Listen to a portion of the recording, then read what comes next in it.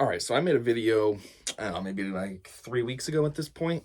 It was after the election. We already had the results. And what my video was about was kind of like a joke, but like a joke observation. It's based on like actions I've seen.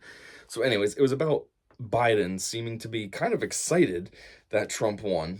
Just a lot of evidence of that, like how he was all smiles and stuff. Everyone else in the Democratic Party is all, oh, we lost, and he seems to be so upbeat about it.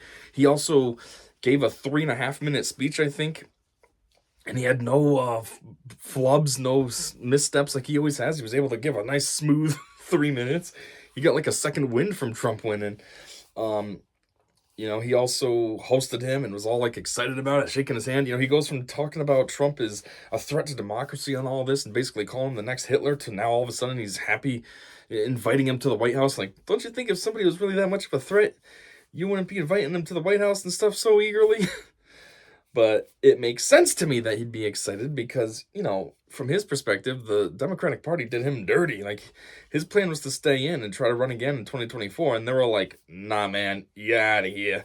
And then they replace him with Kamala, his VP, who, he doesn't even really like her. He kind of just tolerates her.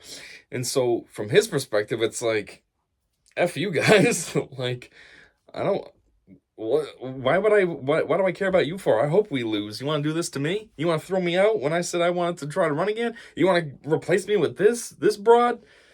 So secretly, I was saying, seems like he might actually be pretty happy about it. Also, let's not forget too, there was that time where his wife goes out to vote and she's wearing an all red dress. Like, what does red usually signify? Republican. So it's just like it seems like maybe it was a subliminal message there too, like, hey, guess who we're voting for? It ain't you, Kamala. Anyways, so I ended up having somebody leave a pretty lengthy comment, just kind of breaking down things that I said and asking me questions about it and looking for me to expand, maybe not expand, but just kind of, I don't want to say debate them, but they said things that I feel like I can respond to. Now, originally I was going to just respond to their comment via, a text comment, but A, that was going to be really long and I didn't feel like doing that. And B, I do feel like some video evidence is required for one of their points that they make. So I kind of need to make a video if I'm going to put video evidence in. Anyways, this person had no ill will. They were being, they were just straight up talking. They were friendly. So I don't mean this video to be an attack video or anything. It's just having a discussion. I can't really talk to that person because I don't know them. I can't live stream because I'm too small of a channel. So this is my way I'm going to go about doing this. At the end of the day, anyways, for somebody who makes videos, this is like free content for me, so I'll take it. So anyways, let's just hop into it. So the comment starts with, respectfully, which appreciate it, thank you. If he wanted, he being Biden, obviously, Trump to win, why did he help with the Harris-Walz campaign? Biden did have a steep mental decline, but so does Trump, just in different ways. Now, it's funny because that was the original comment. As you see, it says edited. That was the original comment. I didn't respond to it or anything, but then he came back and added all this other stuff. So anyways, let's just break down this first bit. So he says, why did he help with the Harris-Walz campaign? And Biden did have steep mental decline. All right, so to the first point, why did he help with the Harris-Walz campaign? He really didn't. I mean, look at everybody that Harris-Walz had on the campaign trail. It was celebrities, all the music people, Beyonce and Megan Thee Stallion and Taylor Swift and all them. And then who else? All the other people endorsing them, like actors, I mean. Obviously Robert De Niro with his psycho meltdowns. Jack Black, who else? A whole bunch of celebrities were constantly endorsing her. And then you had Obama endorsing her, going out telling the black people that, it's not right of you if you don't vote for her because she's black and you're black and that's all that should matter to you. You shouldn't be looking at policies or anything else. You should look at the total failure of a woman that we got at the front runner, and because she matches your skin color kind of, then you should also vote for her. You never had Biden out there. Maybe once? Maybe he wasn't out there. I mean, from the time that her campaign started, basically the Democrats kicked him out and her started. He's kind of been MIA. He's been always on vacation and stuff until recently. Now that the election's over, now he's back doing his weird trip to, where was it, the Amazon or something. I think he did one other thing too, but otherwise he's been like hiding. He's been checked out, like, whatever. I'm gonna be the lamest of lame duck presidents. They don't want me anymore, so F them. I'm not gonna bother trying. He did not campaign for her. If anything, he did things to sabotage her. I mean, there's the famous incident with the calling Republicans trash. Even though later he tries to cover up, oh, I just meant that one person. No, you didn't, bro. You spent your whole entire presidency calling MAGA Republicans a threat to democracy and all this, half the population a threat to democracy and everything. And when you said what you said about Republicans being trash, you meant all of them. So he did that, which hurt her campaign. She had one rally where he booked same day, same time slot, and everything to give a speech. I don't remember what it was. I don't think it was a speech. I think it was like a press conference or something. But obviously, that's not helping her campaign. That's going to hurt it, because instead of people tuning in to watch her rally, like, obviously there's people there, but the people that might watch at home, they're not going to watch that. They're going to watch Biden's thing. He's the president. So whatever he's going to say is going to be a lot more important than what a presidential candidate has to say. So that harmed her campaign. What else did he do? I don't know. There was one other thing that he did that was kind of like sabotaging her. Like, that's all he did. He either was hiding or he was sabotaging her. He did not help out with their campaign at all, or very little, very little.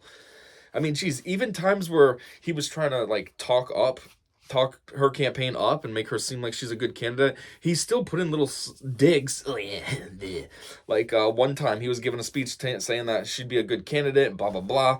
But then he put in there how she was the border czar. I mean, he didn't call her border czar. That's what everyone else calls her. But he put in how that was her responsibility, because she tries to steer away from that. She didn't want to acknowledge that on her campaign, because obviously that looks bad. She failed. She never went to the border. She did nothing about the border. So now when it comes time to run for president, ooh, can't talk about that. But he still put it in there like, oh, don't forget about this, Kamala. Yeah, he really was not helping her at all. And then as far as the whole dementia stuff, oh, they both have mental decline, blah, blah, blah. I really hate hearing this. Because here's the thing, Biden straight up has mental decline. I mean, geez, if you look at the guy from 2020, before he became president, still trying to run for election and all this, if you look at the guy he was then and the guy he was now 4 years later, it's insane. They're two different guys. I mean, he can't finish a sentence for the life of him now, at least before he could. He can't finish a sentence. He can't speak normal. Like, words are just like the most famous one with the the American can be defined in one word, as in the foothills. Like, that's all the time he can't speak. Like, he has serious mental decline, and that's the whole reason why the Democrats kicked him out of running for president, because of the debate he had with Trump. I mean, that was obviously live, and everyone saw it, Republicans and Democrats, and he completely bombed it because he can't speak. He can't think. He's gone. And so at that point, the Democrats were like, well, we can't really cover this up anymore. We can't call it a cheap fake or anything else, or we can't say, oh, he has a stutter or anything, because, for an hour and a half, everyone saw him fail. So they had to address it, which was, well, you can't run anymore. We're going to boof you out and put this doofus as the front runner. Someone who's somehow worse than you. We're going to put that as the front runner. So that's him. Severe mental decline. He really needs to be either A, in a nursing home, or B, just at least at home with Jill taking care of him, not trying to prop him up as the president. Where in comparison, people try to say this about Trump. Well, the left tries to say it about Trump because we've been saying it about Biden, but it's true when we say it about Biden. But anyways, they try to say it about Trump. Oh, he has cognitive decline too. And they'll take some wild clip out of context. Yeah, he might say wild things all the time. But here's the thing. One, he says wild things all the time because he's freestyling. He's just being a guy, just talking. He's not looking at teleprompters with pre-written and edited and reviewed speeches and, okay, this is what it says for me to say. No, he's just talking. He's blah, blah, blah, and weird things come out. That's not cognitive decline, especially when it's out of context. They take a little snippet out of a 3-hour speech and, oh my God, look, he has mental decline. And it's like, how about you put the whole context in? Second, they try to say his mental decline, but this guy has a pretty good talent, if you will. When he starts with point A over here, goes on his weird, huge tangent. You can't see my hand. Weird, huge tangent. And brings it back home after like 15 minutes of just talking about stuff. What he calls the weave. And he does that multiple times during a speech. At the end of the day, that really is a skill to be able to do that. Think about it. Try to talk to somebody and come up with a topic and try to come in with all this weird random supporting evidence that seems like it doesn't work, but then at the end it comes back home and you're like, oh, so that all did have a purpose to what you were talking about. And remember what you were talking about. You're going to forget. I mean, I do something on this channel called the T Forecast. It's basically me driving in my car, talking to myself, and half the time I lose track of what I was talking about. If you listen to any of them, I say it all the time. What was I talking? What was I trying? What was the point I was trying to make? And like, I'm by myself. He's doing these weaves in front of hundreds of thousands of people and can successfully do it one after another in one speech. Like, that's not cognitive decline. That's pretty sharp. That's not bad. Also, you know, if he is a little bit sleepy, a little bit slipping up, I mean, let's take his age into account. He's what, 78 or something like that? Okay, so he's a little bit older. He might not be as sharp as J.D. Vance or someone, you know, someone who's 40 or whatever. And B, he also has crazy days. You know, there was days on his campaign trail. I forget what it was, but it was one that was like a day in the life of type video. I think it was on TikTok. And it shows he gets up at 4 a.m. He goes out. He does something in New York. He goes to Minnesota. He went somewhere else. It might have been Florida or something like that. And ends up back in New York at the end of the day at 1 a.m. So, like, what is that? 3 hours away? So a 21-hour day he did straight through. 78-year-old guy doing a 21-hour day. So, yeah, maybe if he was giving a speech at, let's say, 9 o'clock at night somewhere, and he was kind of slipping up a little, fine. He's tired. He's had a very long day. Anybody try doing that. You're not going to be completely, perfectly lucid and fluid. You're going to be sleepy. You're going to, oh, what am I talking about? Like, where in comparison, Biden gets up, what, 8 o'clock in the morning and has to go to bed by 6 because it's already too late for him. Like, these guys are two different guys, and I hate hearing, oh, he's got mental decline. Trump, no, he doesn't really. And if anything, he has normal decline from being an older person. Not like Biden, who really has mental decline. Like, he really has dementia / maybe even early onset Alzheimer's. Like, these are two completely different situations. So anyways, big tangent. Has nothing to do with the overall response, but it was there, and I just wanted to address it because I hate hearing it. It's kind of annoying. All right, now this comment goes on to say, Biden supporters did not support him in 2024 because he was a good option, only because he was a significantly better option than Trump. You were saying that Biden doesn't like Harris, even though he chose her to be his running mate. You falsely claimed that she called him racist in 2020. By that logic, Biden already heard her call him racist, which she never did, before she became his running mate. He chose her, so if he disliked her, why did he choose her as his VP? Saying Kamala Harris was a DEI choice is simply not true, and even if it was true, it's not. Obama would have nothing to do with it. Harris is not a DEI because she had prior experience in jobs like District Attorney of San Francisco, Attorney General of California, and a U.S. Senator. All right, so that was a big snippet that I read. It kind of all worked together, though. It's all about Kamala being a DEI hire. So let's just get into it. The first thing was about how Kamala called Biden racist. Well, maybe she never did while she was his VP, but she did prior to that. So here's Exhibit A. I do not believe you are a racist. And I agree with you when you commit yourself to the importance of finding common ground. But I also believe, and it's personal, and I was actually it was hurtful to hear you talk about the reputations of two United States senators who built their reputations and career on the segregation of race in this country. And it was not only that, but you also worked with them to oppose busing. Look, everything I've done in my career, I ran because of civil rights. I continue to think we have to make fundamental changes in civil rights. And those civil rights, by the way, include not just only African Americans, but the LGBT community. But Vice President Biden, do you agree today that you were wrong to oppose busing in America then? No, do you agree? I did not oppose busing in America. What I opposed is busing ordered by the Department of Education That's what I opposed. Well, I there did was not a oppose. failure of states to integrate No, public but- schools in America. I was part of the second class to integrate Berkeley, California public schools almost 2 decades after Brown v. Board of Education. Because your city council made that decision. It was a So local that's decision. where the federal government must step No, in. the That's why federal we have the government must Voting step- Rights Act and the Civil Rights Act. That's why we need to pass the Equality Act. So, as you saw in that clip, yeah, she started it with, I don't think you're racist, but... Which, come on, anytime somebody says that, is it ever not racist what they end up saying? You know, if somebody's like, I don't have a problem with Chinese people, but... Then it's like, hold on. And that's exactly what happened. She grilled him for however long that segment is, basically calling him racist. Oh, why did you vote against the buses? Because you're racist? Oh, why did you do this? Because you're racist? So, yeah, maybe she didn't directly call him racist, like, Joe, I think you're racist. But she still was implying it. She was still, you know, beating around the bush. Hey, here's racist. Joe, I think you're racist. I'm not going to really say it, but I'm going to give you little clues. I'm going to push these branches on this tree and let them hit you. So, yeah, she did. I didn't make that up. It's right there. And if you want to, oh, wow. That video was from The Guardian, which you saw from all the logos that they had on the video, the watermarks. And I found that from typing in Kamala Harris calls Biden racist. And it's the very first video that pops up on YouTube. Click it, read through the comments. They all agree too. Wow, called him racist, racist, racist, racist, racist. So it's not just me inferring that. It's everyone thinks that. Now, as far as the whole DEI stuff. First off, Joe didn't really like her. Obviously, he didn't like her from her calling him racist.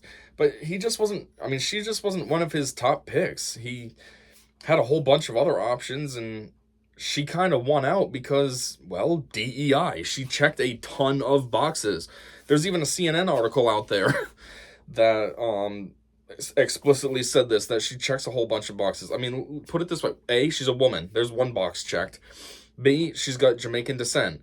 C, she has Indian descent. D, she's, because of those other two ethnicities that she holds, she has darker color skin. So if needed, she can claim to be black, which she did towards the end of her campaign. So that's another box checked. E, she's younger than him. At that time, she was what, 56 in 2020? So compared to him, he was what, 78 or something like that? So, oh wow, so much younger. Plus for the Democrats, they really need that because they're all old. Chuck Schumer, old. Nancy Pelosi, old. Biden, old. Like, geez, even Obama's getting older now too, and he's one of like the big faces of the party. So having somebody that's 56, oh, we got a spring chicken. So that's another box checked. Then you can say she's from California. California is lib Democrat central. That's like a gold mine. So, ooh, you got somebody as your running mate that's from our state. Ooh, duh. And then E, you could even try to twist this in because, you know, that's what Democrats care about. They care about immutable characteristics rather than actual merit. And it's that she's in an interracial relationship. Doug Emhoff, he's a white guy. So that's 7 things right there that she checked. So a whole bunch of her other candidates, a whole bunch of the other options that Biden was looking at, they didn't check all those. Yeah, they all checked something. First off, they all checked the woman box because that's what he was going with. Right out the gate, oh, I'm going to choose a woman. Not going to choose the person that's most qualified, the best option for you to be your VP, not the best option to be the potential president should something bad happen to you. No, I'm going to, right out the gate, choose woman. An immutable characteristic, right out the gate. So they all had that, but Kamala had those other 6 things. And then you could also try to factor this in as well, how she's been a senator. So, oh, she has some political experience, and how she was, you know, DA of San Francisco or whatever, and all those other things. Oh, she's got that under her belt too. So it kind of had all that DEI stuff plus that stuff. You can kind of, oh, well, these are some credentials too. And so at the end of the day, she ended up just winning by default to be his VP pick. I mean, at the time, Biden was like surging over Trump anyways, unfortunately. And so Kamala was kind of like a fair game, neutral enough option for the Democrats that wouldn't shake things up and would just help keep that momentum going. Some of the other options that Biden was looking at might have shaken things up too much, so that the person might have been too progressive or not progressive enough or something. And so they were worried, the DNC as a whole was worried that it might kind of, put some water, if you will, on Biden's momentum. So that's another thing. Harris was kind of, neutral enough that it worked. She checked all those boxes and she didn't really shake things up too much. So that's why she got it. But mostly DEI. Then you mentioned as far as her with all the positions she's had. Well, let's see. The first one, when she was, what was she, district attorney or something of San Francisco, she didn't get that from her own merits. She got that because she was sleeping with the mayor at the time. What's his name? Willie Brown? If it wasn't for that, she would have never had that. Then she was Attorney General of California or something. I don't really know the details on that. Maybe that's one thing she did get on her own merit. I don't know. And then, okay, she made it to Senator of California. Well, it's California. Like, obviously she's going to win. She's on the Democrat ticket. It doesn't matter who's on the Republican side. They're not going to win. California's stupid and they always vote blue. So she won by default. So that doesn't really count as anything to brag about either, So yeah, that's basically everything with her. She's a good example of like failing or sleeping your way up. And DEI. For real. And then also the point about Obama having any kind of influence on the pick, it's because he's kind of the front runner of the DNC. Even though Biden's the president, Obama still kind of holds more favor with Democrats and stuff. So he's kind of like the front runner. And so if he says X, then chances are it's going to happen. If he says, hey, we should choose Kamala, because I like her. Then that's most likely what's going to happen because, okay, DNC daddy. Now it says, the things Biden said about Trump supporters were unnecessary, but he was not saying them to make Harris look bad. He was criticizing Trump supporters. Biden saying MAGA is domestic terrorism is not completely wrong. January 6th did count as domestic terrorism, and guess who broke into the Capitol? Here is a hint, it wasn't Democrats. You also claim that Biden is not... maybe we should keep that for the next one. So we'll just take a look at this dumb January 6th nonsense. All right, so the things that Biden was saying about Republicans, it's always been ridiculous. When you're the president, you're supposed to be for everyone. And all he's done his whole entire presidency is vilify half the country, calling Republicans terrible, acting like they're the new wave of Hitler and all this. It's been ridiculous. But when it was happening during Kamala's campaign, fine, maybe directly it wasn't affecting her because, why would it? He's saying it, not her. But more or less through osmosis, it was affecting her because what's happening is he says these things. He's the Democrat Party, or part of the Democrat Party. He's the president. He's still her boss. She's still the VP, which means anything he says reflects onto her in any aspect. If you look at it from A, him being her boss, or B, her being part of the Democratic Party. So now people, the whole country hears this, sees this, and they think, oh, that's what the Democrats think? That's what, if she's with Biden, she must think that stuff too, right? And so that's where the problems come in, and where him having his bad remarks towards Republicans would affect her just through osmosis, which it probably did. 74 million people voted for Trump and, 70 million voted for her? Maybe, some osmosis there did. People were like, what? What are you saying? When Biden called all of us trash. What? I'm trash? All right, I'm not voting for you then. I don't want that anymore. Ugh. So... And then the other bit was January 6th.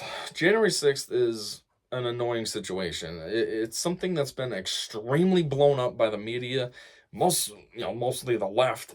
Obviously, the right talks about it because the left talks about it, but it's way blown out of proportion. If you talk to somebody who doesn't follow politics at all, they're not going to know what January 6th is. Hey, do you know what January 6th, 2021 was?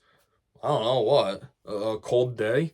No, it was the insurrection on the Capitol. Oh, biggest terrorist day in this country. Like, people that don't follow politics regularly don't have any idea what January 6th is. It's not like a 9/11. 9/11, you could never follow politics. You'd still know what 9/11 was. You still lived through it. You still remember exactly what you're doing when you were doing. When January 6th happened, I don't know what I was doing. I was probably at work, unless it was a weekend day, then I was home. I I could have been doing anything. I have no idea. Like, that's how insignificant it was. Even me, I follow politics all day. 8 hours a day, I'm listening to politics while I'm at work. I listen to it on the ride home too. And even I don't know what I was doing on January 6th because it doesn't matter. In the moment, it didn't matter. All it was basically a protest by the right that just happened to be at the Capitol. Hey, we're unsatisfied with the results of this election, so we're protesting. And the left turned it into, oh my God, it's so scary and terrorist and meh. But yet, when the left has a protest, when Black Lives Matter is out burning down entire cities and looting and destroying buildings and vandalizing police cars and all that, oh, that's okay. Then it's fiery but mostly peaceful protest.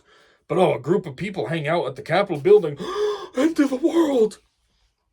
I mean, when you look at what happened anyways, what was so bad about it? Basically, it was a bunch of middle-aged people that got a free tour of the Capitol building that day. Like, all it was just a bunch of doofuses walking around like, oh, this is what it's like in here? This is cool. House Republicans, led by Speaker Mike Johnson of Louisiana, have made over 40,000 hours of footage from January 6th public. Now, bits of the footage have been released online starting today. Anyone can set up an in-person appointment to view the footage in designated rooms within the Capitol. Johnson said that truth and transparency are critical in determining what really happened on January 6th, and that this decision will provide millions of Americans, criminal defendants, public interest organizations, and the media an ability to see for themselves what happened that day, rather than having to rely upon the interpretations of a small group of government officials.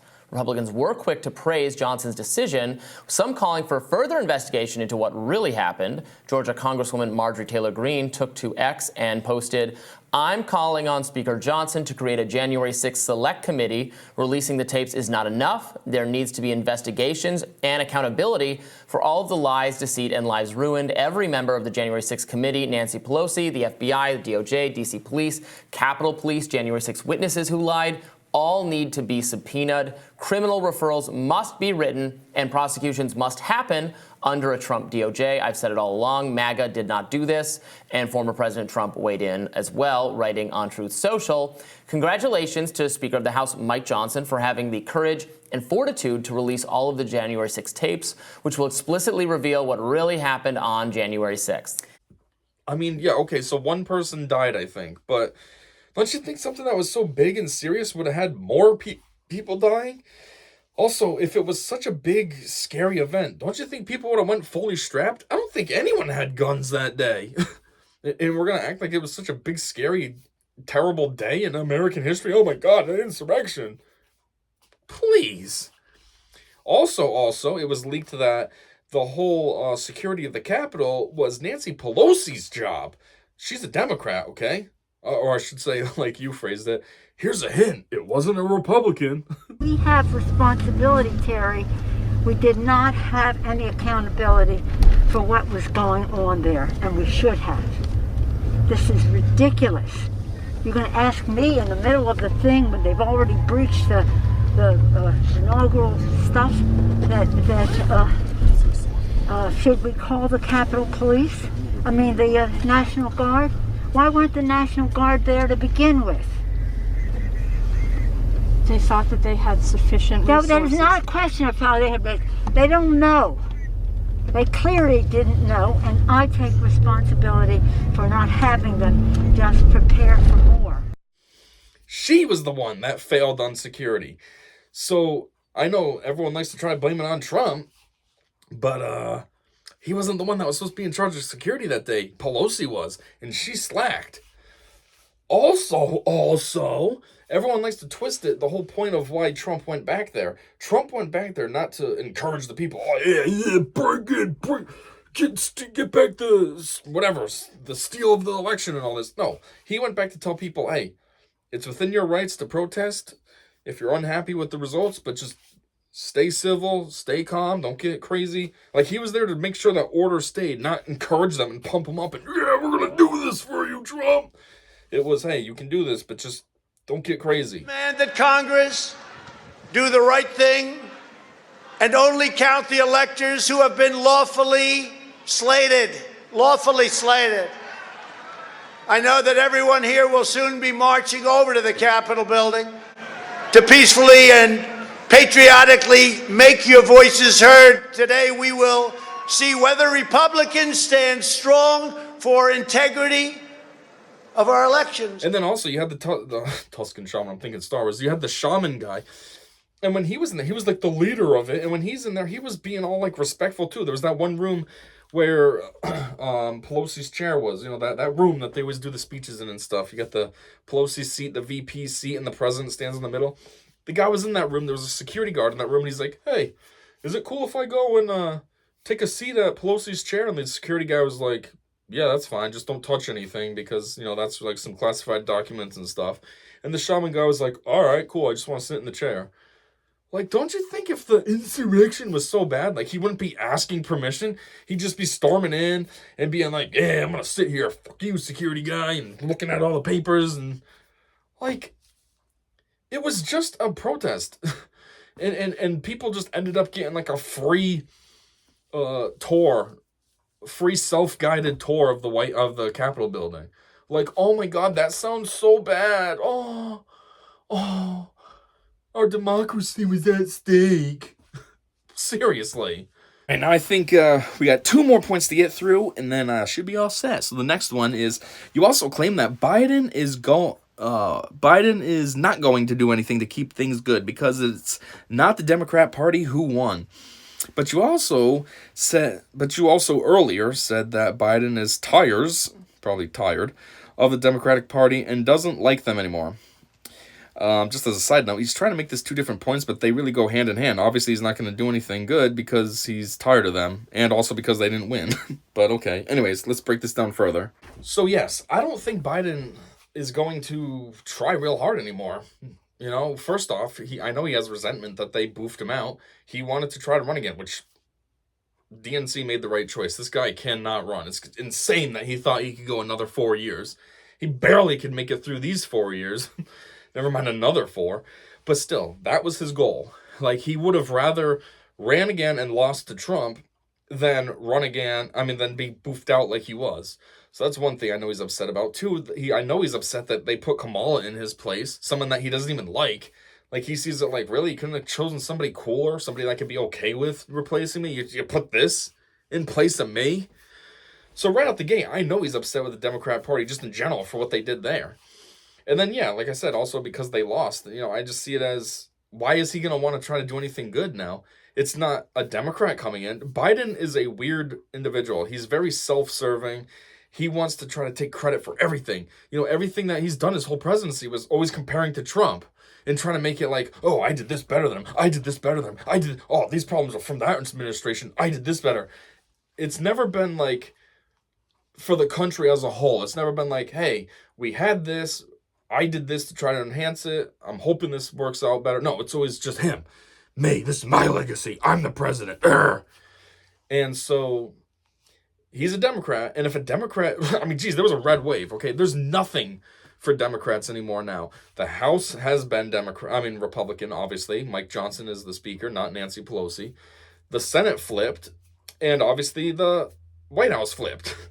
So, like, he has nothing in his heart, his soul, whatever you want to say, to have him want to do anything good for moving forward. He's gonna want to try to sabotage it as much as he can. That way, then when Trump comes into office, he has a lot to fix first, and possibly a lot that can be blamed on him. Oh, see, he's terrible. He had this and he had this.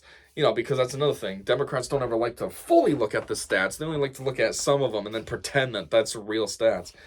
Like when they claim that Biden created 15 million jobs, when really like 9 million of them were people that returned to work after COVID. And then of those jobs that he did create, not all of them are great. So there's part-time jobs, there's temp jobs, just a lot of crap jobs. And it's like, all right, calm down with your stats there, bro. But yeah, so he's not going to want to do anything. And look, he hasn't. Like I said earlier, as soon as Kamala came into doing her own campaign, he's been like on vacation. Been gone in Delaware, been gone doing nothing, pops up once in a while here and there to sabotage her, goes into hiding again. Like, he's not trying to be serious. He's done. And now look, more recently, as of recording this video, you know, he's authorized Ukraine to use U.S. missiles against Russia. Like, now he's like, oh, yeah, I mean, if I can instigate World War III, that's Trump's problem, not mine. Like, he's done. And like I said, I'm sure he's done with the Democrat Party as well. Like, he's not gonna, you know, he's probably not gonna, he probably won't be able to, but I was gonna say he probably can't, support any future candidates for anything either, because he's just gonna be like, F you guys, you screwed me over, and I don't care. He's gonna see it as, oh, after 50 years of service, you guys gonna screw me over? Like, he's done. And yeah, so yeah, my points that I said both stand. He's not going to try, because why would he? There's no Democrats at all in charge, so he doesn't care. And he doesn't care about Democrats anymore. They screwed him over, and he's going to be sour about that for the rest of his life, or at least for as long as he can remember. And now the last point that you had was just wondering, do you believe that the election was rigged in 2020? Thanks for reading all that. Hey, thanks for posting all that. And this was relatively fun, I suppose, to respond to all this. So anyways, let me answer your question, and then we can be done. So, do I think the 2020 election was rigged? Well, that's a very loaded question, because on the surface, there really is a lot of evidence that proves that it could have been. You know, like the weird spikes of massive amounts of votes coming in at weird times. Like, you know how the famous picture that they have, the graphic, where it's like Democrats are down here, Republicans are up here steady, and Democrats all of a sudden, and then they win. And it's like, whoa, what happened there? How did you guys just jump up? Like, that's very weird and very suspicious. Or like how there was evidence of people dumping massive amounts of ballots at postal boxes at weird times, like 2, 3 in the morning, just giant amounts of votes being dropped off. Or how a lot of dead people were somehow voting. Or, you know, just a lot that was very weird and suspicious. And then when you take a look at the overall numbers, it's just very suspicious how, you know, Biden has this huge blowout of votes, 81 million votes. Yet Obama, first black president, half. But anyways, you know, he only had, 65 million back in his day? Or let's take a look at Hillary, you know, first woman president. Ooh. And she had roughly the same thing as Obama and all this. But you're telling me some 78-year-old balding white guy who's been in politics for 50 years and basically did nothing besides be racist, he was able to get 81 million? The other part is Trump didn't do bad himself either. He got 75 million? Which I feel like Trump's is real. He really got 75 million. I mean, look, this time he got 74 million. So he really did get to 75. But I think that Democrats were like, oh my God, we're actually losing. And then they had to bump it up to be able to get that win. Because at the end of the day, there's always an agenda that we don't know about underneath it all. And I feel like they needed Biden for their agenda. So they had to do what they had to do.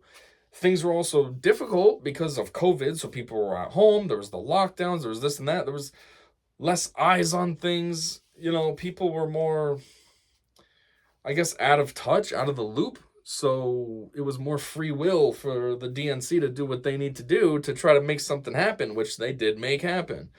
But, on the other hand, I think, well, maybe it actually was legit. It's unfortunate, but there was a lot of mail-in voting because of COVID. So I'm thinking maybe what actually happened was people had their ballots mailed to them. They filled them out and just put it back in their mailbox. The mail person came, and yeah, they were able to mail it out. And so that helped drive more voting engagement. You know, under normal circumstances, you have to go to the booth and vote, or you have to, you know, you just got life going on. You have to go to work. You have to do this. You have to do that. But under the COVID lockdowns, there was nothing. You're just hanging out at home. Or some people, not me. I was still working 2 jobs. But some people, a lot of people actually, were just home, just doing nothing. So it was like, oh, hey, I can vote. It gives me something to do. So they request the ballot. It comes to their home. They don't have to go out and do anything. They fill it out at their leisure. They pop it back in the mailbox. The mail person comes the next day, picks it up. Boom. And then that would explain why, A, Trump had more votes because more people were at home to be able to vote for him. And B, Biden could have got tons of votes because there's more Democrats that actually went out to vote. Well, didn't go out to vote, but, you know what I mean, showed up for voting at home.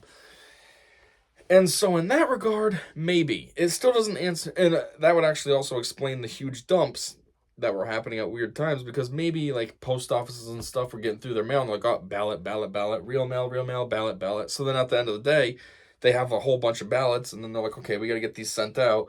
And maybe it's happening at a weird time, not because somebody's going out late, but maybe it's more because it's a mail person taking care of those ballots before their shift.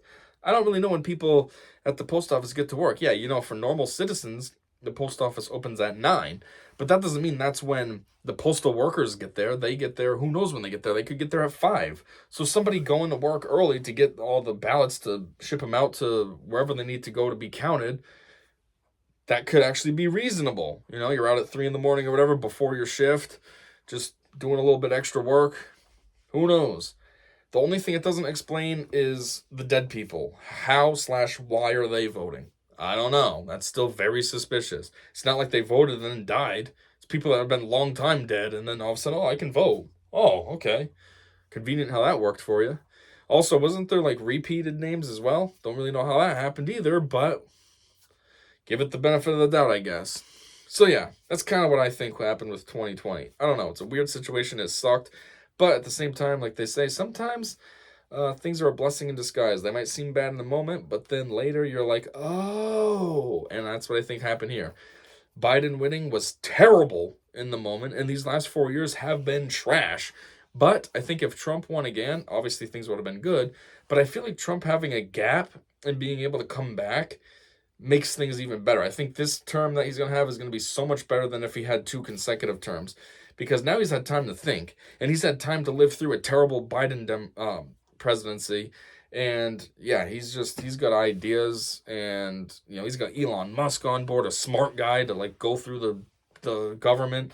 He's got RFK Jr. to overhaul the health and make everyone healthier. I don't think these things would have happened before under a consecutive Trump presidency. So it's like, well, whatever happened, even if it was stolen, in the end, I think it's all for the better. Yeah, these past 4 years sucked, and it didn't feel like it was for the better, but now it's like, maybe. So yeah, it's kind of my thoughts on that, and that's also everything that I have to say in regards to your comment. I still stand by everything I said in that original video, and yeah, this is my responses to all your questions, comments, concerns, and yeah. So if you checked out this video response that I made to you, awesome. Thanks a whole bunch for that. If you got any more comments, drop them down. Maybe I can respond to you again. And if you're somebody that just happened to stumble across this video and went all the way to the end, that's awesome too. Thanks a whole bunch for that. And yeah, I guess that's all I got for this one. So until next time, I said see ya.